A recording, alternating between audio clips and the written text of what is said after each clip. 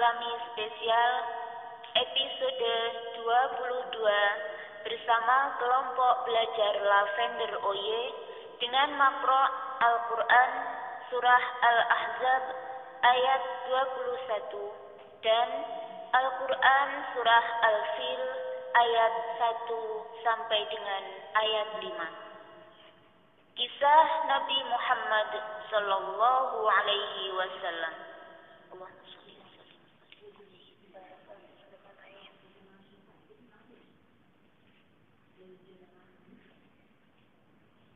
Dalam Al-Quran Surah Al-Ahzab ayat 21, Allah menegaskan bahwa dalam diri Nabi Muhammad sallallahu alaihi wasallam terdapat suri teladan yang baik, uswah hasanah.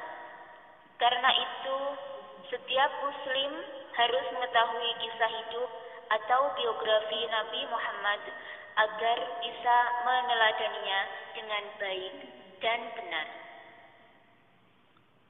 A'udzu billahi minasy syaithanir rajim. Bismillahirrahmanirrahim.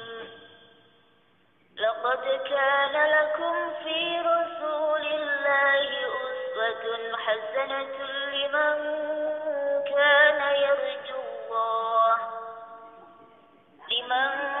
kana yarjullah wal yawmal akhir wa dzakarallaha katsira.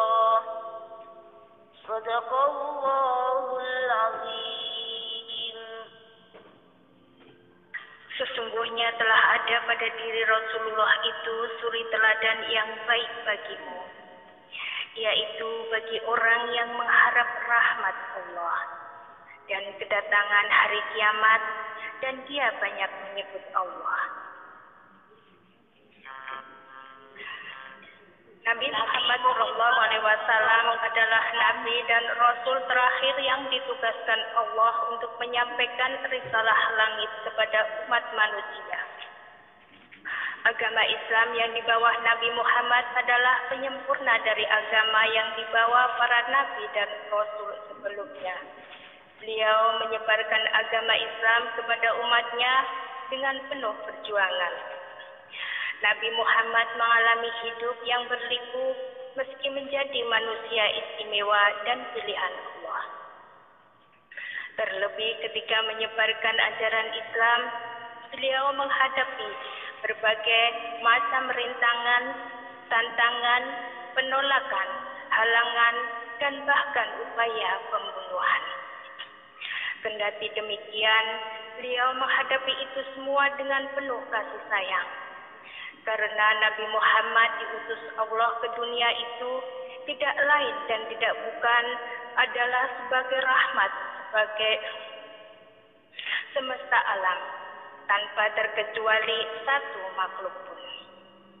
Ada banyak pendapat dan riwayat terkait dengan biografi Nabi Muhammad, terutama tentang hari kelahiran Nabi Muhammad. Namun menurut riwayat yang paling masyhur, Nabi Muhammad lahir pada tahun Gajah. Tahun di mana Raja Abraham dari Yaman dan pasukan bergajahnya menyerang Ka'bah. Persisnya tanggal 12 Rabiul Awal atau bertepatan dengan 29 Agustus 580 Masehi di Mekah. Pendapat ini didasarkan pada sebuah riwayat Islam Ibnu Ishaq dari Sayyidina Ibnu Abbas. Rasulullah dilahirkan di hari Senin tanggal 12 di malam yang tenang pada bulan Rabiul Awal tahun Gajah. A'udzu billahi minasy syaithanir rajim. Bismillahirrahmanirrahim. Alam tara kaifa fa'ala rabbuka bi ashabil fil? Alam yaj'al kaydahum fi tadlil wa arsala 'alayhim tayran ababil tarmihim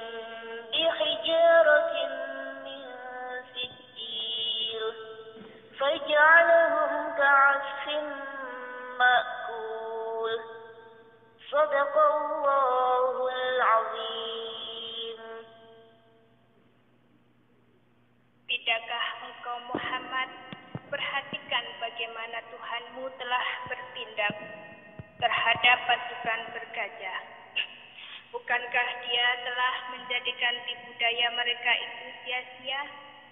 Dan Dia mengirimkan kepada mereka burung yang berbondong-bondong, yang melempari mereka dengan batu dari tanah liat yang dibakar, sehingga mereka dijadikannya seperti daun-daun yang dimakan ulat.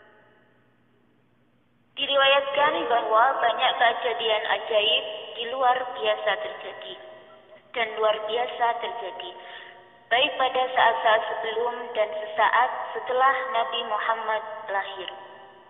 Pada malam menjelang kelahiran Nabi, pintu-pintu surga dibuka lebar, pintu-pintu neraka ditutup rapat. Ribuan malaikat turun ke bumi, bulan terbelah, bintang-bintang bersinar terang, dan burung-burung yang penuh cahaya memenuhi rumah Sayyidah Aminah, ibunda Nabi Muhammad. Sementara sesaat setelah Nabi Muhammad lahir, jin tidak bisa lagi mengintip berita langit. Arsy bergetar hebat, seluruh langit dipenuhi cahaya sehingga menjadi terang. Istana Kisra berguncang begitu dahsyat sehingga menyebabkan 14 balkonnya roboh. Api abadi yang disembah umat Majusi padam. Gereja di sekitar Buhaira roboh. Dan bahkan Ka'bah juga ikut bergetar selama 3 hari karena bahagia menyambut kehadiran Nabi Muhammad. Nama Muhammad Nabi Muhammad bukanlah pemberian manusia. Ia adalah nama yang disampaikan Allah kepada ibundanya Sayyidah Aminah dan kakeknya Abdul Muthalib melalui malaikat dan isyarat mimpi. Dalam satu riwayat seperti tercantum dalam Al-Sirah An-Nabawiyah karya Ibn Hisham, Sayyidah Aminah didatangi malaikat ketika sedang mengandung. Kepada Sayyidah Aminah, malaikat tersebut menginformasikan bahwa anaknya yang berada dalam kandungan itu adalah pemimpin umat dan meminta agar menamainya Muhammad. Begitu juga dengan sang kakek Abdul Muthalib. Dia mendapatkan inspirasi nama Muhammad dari mimpinya. Jadi, pada saat cucunya lahir, Abdul Muthalib membawanya ke dalam Ka'bah dan bertawaf. Selama itu, ia keluar dan melewati kerumunan massa. Mereka kemudian bertanya kepada Abdul Muthalib perihal nama cucunya itu. Maka dijawablah kalau nama cucunya adalah Muhammad. Orang-orang kembali bertanya, mengapa dinamakan Muhammad? Sebuah nama yang terdengar asing di telinga masyarakat Arab pada saat itu. Karena tidak seorang pun dari nenek moyang dan bangsa Arab yang sebelumnya menggunakan nama itu. Sesungguhnya sangat ingin semua penduduk bumi memujinya, jawab Abdul Muthalib secara bahasa. Muhammad berarti yang dipuji atau terpuji. Masa anak-anak, Nabi Muhammad adalah yatim piatu sejak kecil. Beliau ditinggal wafat ayahnya, Sayyidina Abdullah, ketika masih di dalam kandungan. Sang ayahanda jatuh sakit dan kemudian wafat dalam perjalanan balik ke Mekah setelah sebulan berdagang di Syam. Dia kemudian dimakamkan di Madinah, sementara sang ibunda, Sayyidah Aminah, wafat ketika Nabi Muhammad berusia 6 tahun. Nabi Muhammad hidup bersama sang ibunda selama 3 tahun atau hingga beliau berusia 6 tahun. Saat usia 1 hingga 4 tahun, beliau hidup bersama dengan ibu susuannya, Sayyidah Halimah As-Sa'diyah di kampung Bani Asyad. ketika Arab kota memiliki kebiasaan untuk menitipkan anak mereka yang baru lahir kepada perempuan desa atau gurun untuk disusui. Hal ini dilakukan agar anak mereka terhindar dari penyakit yang ada di wilayah perkotaan, agar anaknya memiliki tubuh yang sehat, dan agar anak-anaknya mereka fasih dalam berbahasa Arab. Begitupun dengan Sayyidah Aminah. Ia menitipkan anaknya Nabi Muhammad kepada Halimah As-Sa'diyah beberapa saat setelah melahirkannya. Dengan demikian, Nabi Muhammad menghabiskan masa anak-anaknya, masa balita di kampung Bani Asad. Kehadiran Nabi Muhammad membawa keberkahan tersendiri bagi Halimah dan keluarganya. Setelah ada Nabi, kehidupan Halimah dan keluarganya menjadi lebih sejahtera karena hewan ternaknya menjadi gemuk-gemuk dan beranak banyak.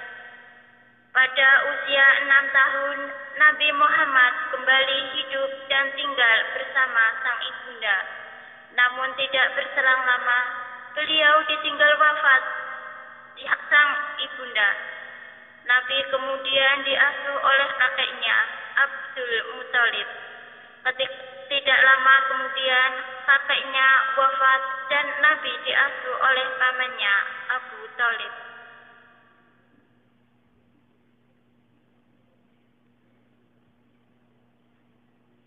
Pada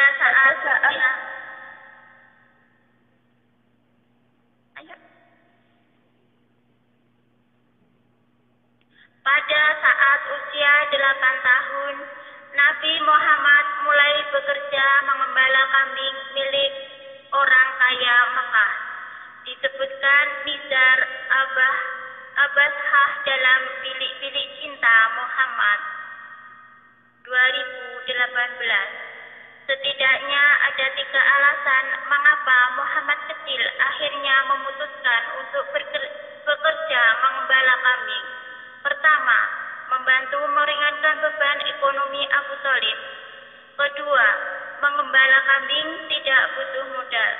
Ketiga, Nabi Muhammad senang berada di padang yang luas karena di sana beliau bebas merenungkan segala sesuatu secara mendalam tanpa ada yang mengganggunya.